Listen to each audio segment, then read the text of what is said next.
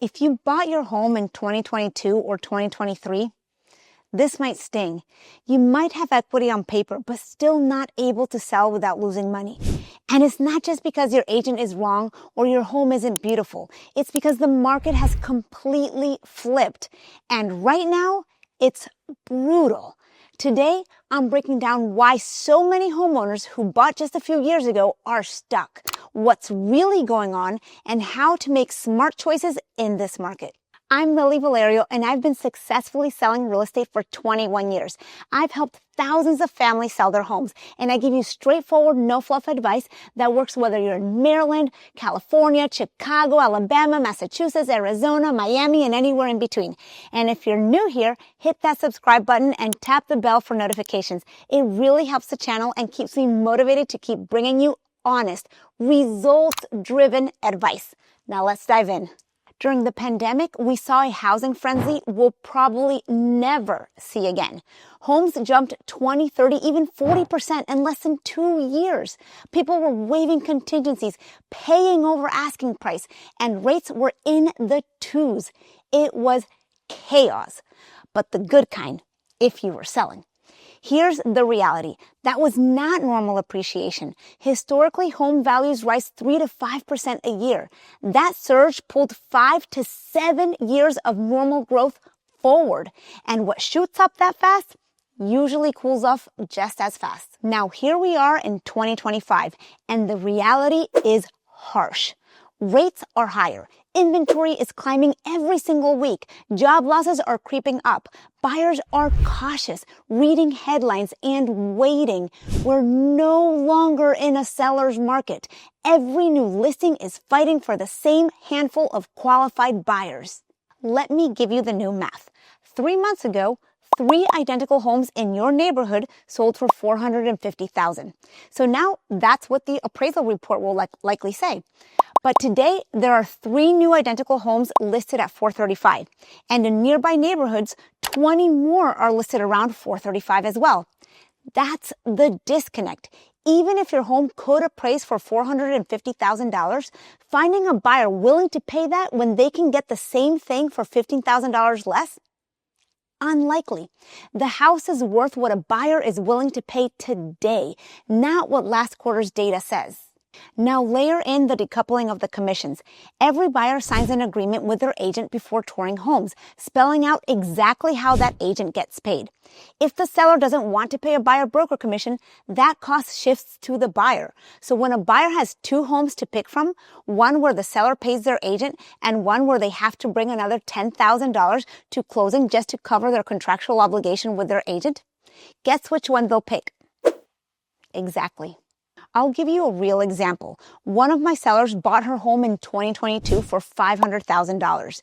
Today, it's worth about $535,000. Sounds great, right?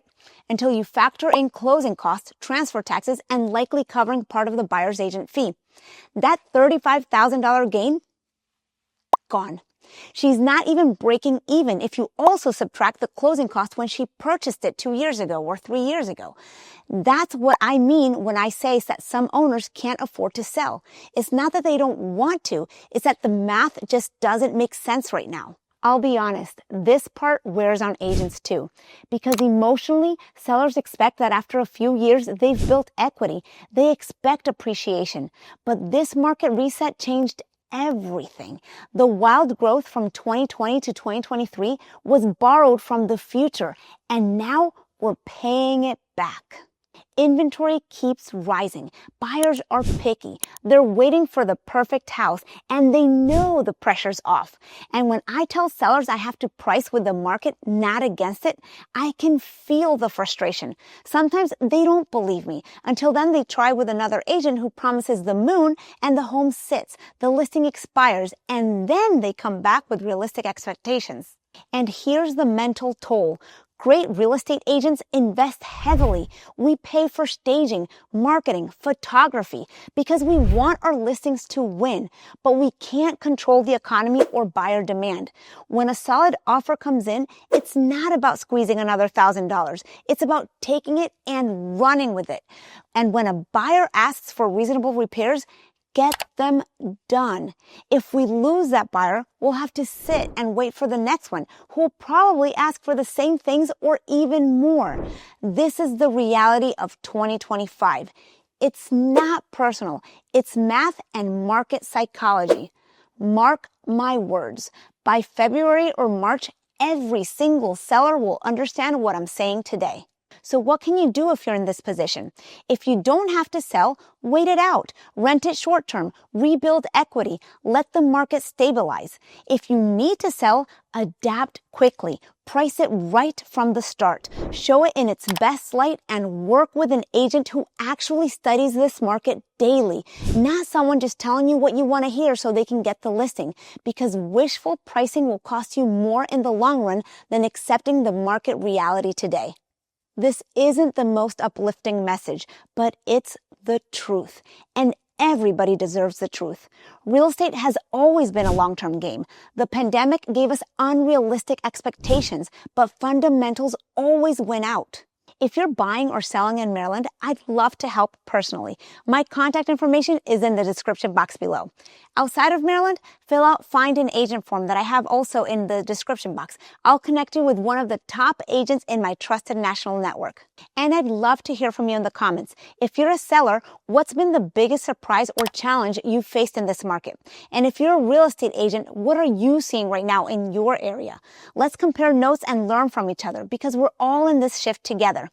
Thanks again for staying until the end, and please don't forget to subscribe. See you in the next one. Bye.